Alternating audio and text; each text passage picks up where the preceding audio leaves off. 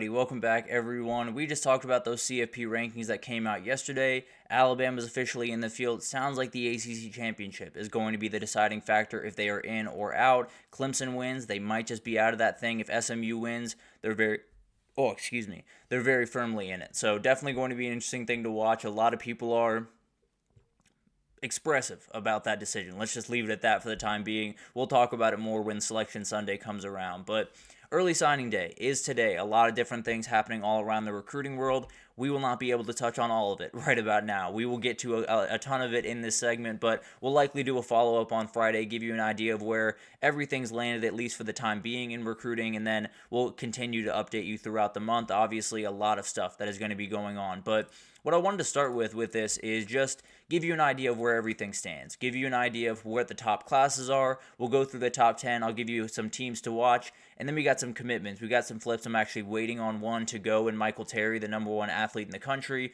We'll see what happens there. A lot of teams still very much vying for that guy, so kind of refreshing my phone over here. If you see me look over, apologies, but definitely going to be a huge day, so trying to keep my head on the swivel a little bit. But let's get into the top 10 teams. It is Georgia setting the pace right now. Alabama, Ohio State, and Texas. Those four teams have kind of separated from the field just a little bit. Auburn's not too far behind, but in terms of teams that you're seeing vying for that number one spot today, those are going to be your four teams to watch. It looks like Georgia is in a really good position to get a couple of big-time guys like Justice Terry, who we'll talk about here in a minute. Alabama's in a great position. Could lose Ty Haywood, a really talented offensive tackle, to Michigan. That's been something kicking around the pipes the last couple of weeks, so definitely something to watch there. He's committing later today. Ohio State, you're in a great position. A couple of guys that could find their way out of the program today. Naeem Offord is a guy I'm watching very closely for Oregon and maybe Auburn. Definitely one to watch there. And then Texas, definitely a team that's going to be very active, I think, both directions today. I think there could be a couple of decommits.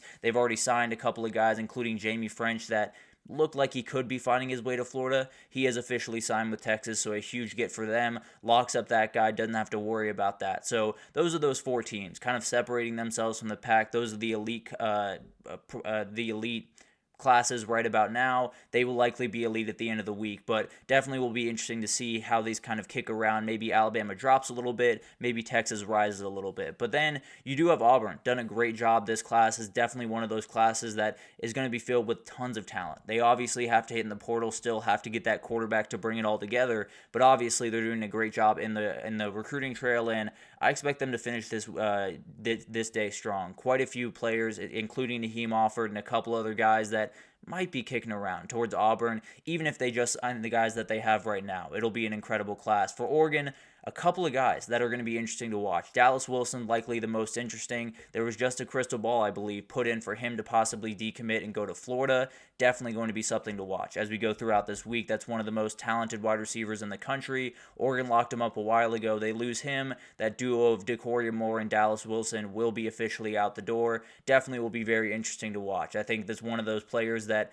you're definitely going to want in the building. Oregon's going to be pushing very hard, but Florida's still pushing very hard. I believe Miami's still in that thing, so it'll be interesting to watch throughout the day with that one.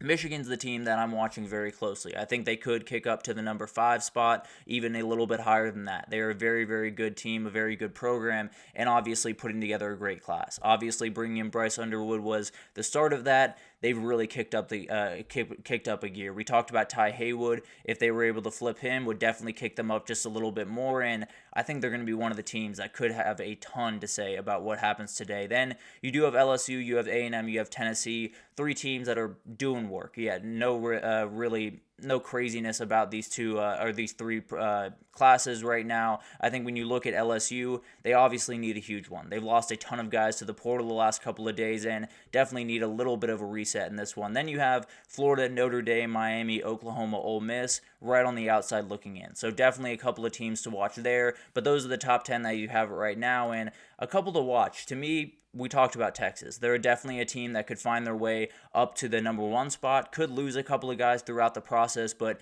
feels like they could be in for Michael Fasusi. We'll talk about him a little bit later, although that's kicking a little bit more towards Oklahoma towards the end of the process, but a lot of different things happening around Texas, and it feels like they're a team that could flip a couple of guys that we're not expecting as of right now. Michigan, we talked about them, the number 7 in the country. They are doing an incredible job right about now, and they're definitely trying to get a couple of flips as of right now. They have a lot of different guys that you have to like a ton in that class, and they're definitely a group that they were pushing for Jamie French, couldn't quite get them, but flipped a ton of guys from Florida State, flipped a couple of guys from Miami, has been really all over the place. And Florida's going to be a problem. Lagonza Hayward's another guy to watch who likely is going to find his way to Florida today. So a lot of different things happening around Gainesville and seem to be pretty good things. Georgia Tech is the number 18 class in the country. That is incredible. Number 2 in the entire ACC, only behind Miami. They're doing a really, really good job. They're bringing in a 5-star of Josh Petty at offensive tackle, the former UGA commit, and Christian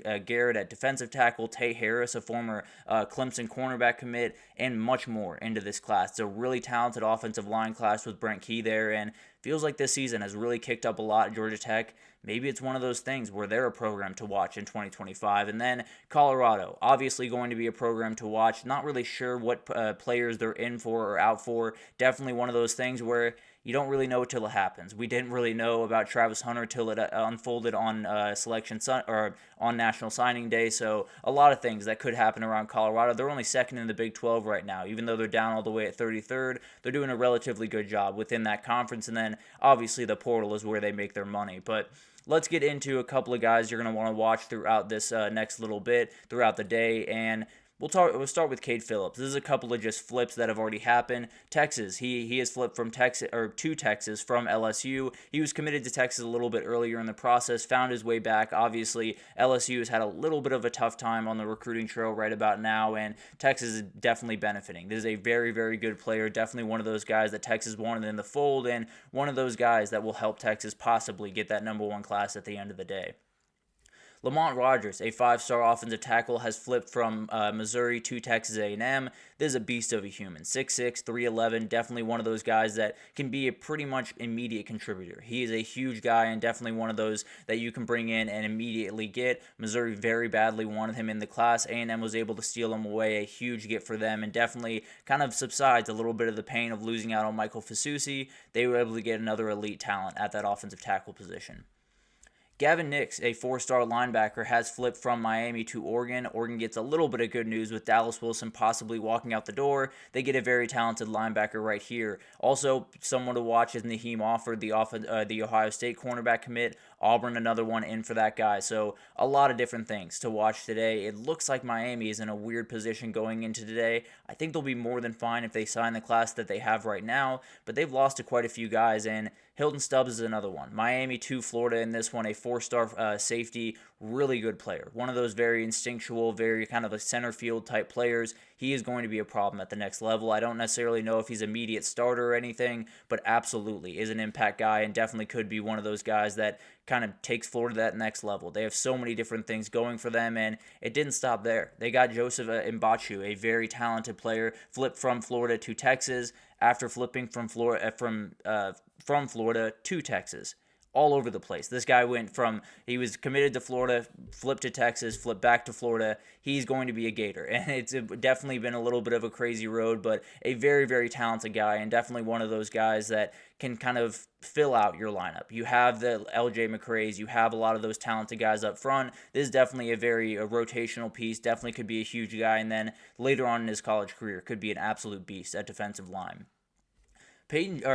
Joseph Payton, very talented 4-star offensive lineman. He has flipped from Georgia Tech, to Georgia Tech to Florida, to Georgia Tech from Florida State, Florida State is currently in a very bad spot. They are bleeding, and currently the guys that have left that class would be higher rated than the guys that have been or that are currently in that class. I believe their current class is sitting at 55 in the country. The guys that have flipped away would be sitting at 52 if you put them in a collective. Very tough times for Florida State. It sounds like they could be turning a corner today, but definitely something to watch as we get a little bit deeper in this process. They could be a program that you're a little bit worried about as we move a little bit down the road. Definitely something to watch there, and it's going to be very, very interesting to see how all this unfolds. Another big get for Georgia Tech, especially along that offensive line. Jordan Young, a 4-star safety, flipped from Michigan to Michigan from Clemson.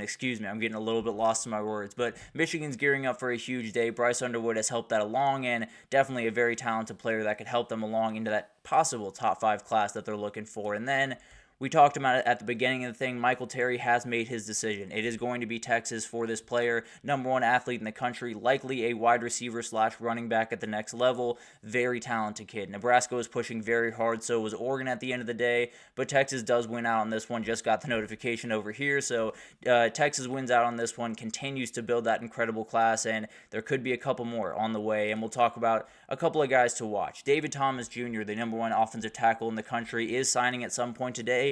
It's Tennessee right now. It could be Ohio State by the end of the day. He is flirting very aggressively with Ohio State, and definitely one of those guys. When I look at this class just overall, there are definitely a couple of quarterbacks that I love. This might be the most can't-miss prospect of the entire thing. He is an absolute beast at the offensive tackle position. I believe he's someone like 6'7", 315. He is a monster. He is going to be an immediate starter pretty much wherever he goes. Ohio State badly needs the offensive line help. Tennessee does as well. So we'll see what happens today. Definitely a very prized recruit, and whoever gets him, probably get an immediate starter at offensive tackle. Michael Fasusi is signing at some point today, the number 3 offensive tackle in the country. It looks like it's going to be Oklahoma. There was a couple of things kicking around that the Texas schools, A&M and Texas, were really pushing for this kid. Doesn't seem like it's going to be the case. I've seen a couple of pictures of, you see at this time of year of, oh, he's enrolled in the school, so he's locked in. It sounds like Michael Fasusi has enrolled in Oklahoma. I think he will sign there. Maybe there's a little bit of twists and turns, but the way that I see it right now, it seems like it's trending more and more towards Oklahoma as we get a little bit closer to that signing. Justice Terry is a guy you're going to want to watch a little bit later in the week. He's going to be on Friday, I believe at noon, when he's going to commit, and this is a very interesting one. It looks like it's going to be Georgia. A lot of the energy is towards Georgia. Georgia's totally dominated in that state after a little bit of a tough year last year. They've locked up the top 4 of the top 5 guys. This would be the last guy in the state of Georgia. Texas is the team to watch. They're the team that's kind of kicking around in the dark right now for Justice Terry. Maybe they could steal him from Georgia and continue to build out that class. Going to be a really interesting guy to watch. He's kind of shut down his recruitment, so we'll see what happens on Friday. Definitely one of those big-time dominoes that maybe Texas could steal from Georgia right before they play on Saturday. Jakeem Stewart, the number 1 defensive tackle in the country, he is committing today at noon.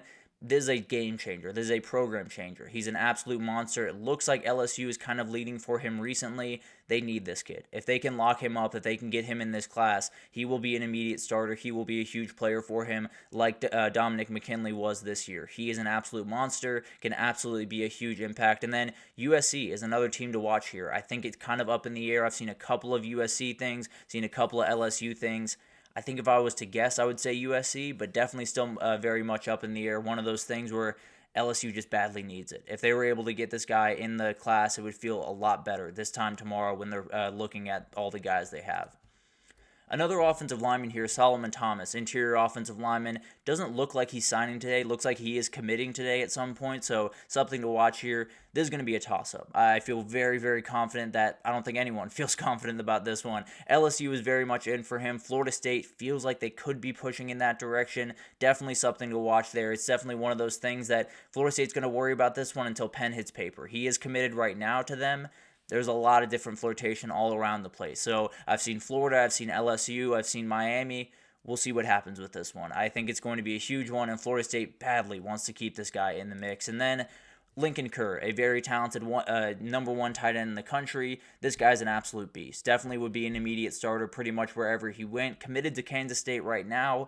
I think it's going to be Oregon. At the end of the day, he's signing today at 1:30, so something to watch. All of this is Eastern time, by the way, just a little fair warning, but really remarkable player. It looks like it's going to be Oregon as we get closer and closer to this thing. Maybe Kansas State can stave them off, but as of right now, it looks like Oregon's going to win out. Definitely going to be a huge day for just about everyone in the country. It is a crazy day all around Twitter. It is a crazy day all around the world of recruiting, and we'll definitely update you on all of it when we get to Friday. We'll give you an update on everything, how everything sits right now. Maybe Texas can kick up to that number 1 spot. Maybe Michigan can kick up another couple of spots to the top 5. A lot of different things happening. The one name that I would watch very closely as you get throughout the day is Dallas Wilson, the very talented wide receiver committed to Oregon right now.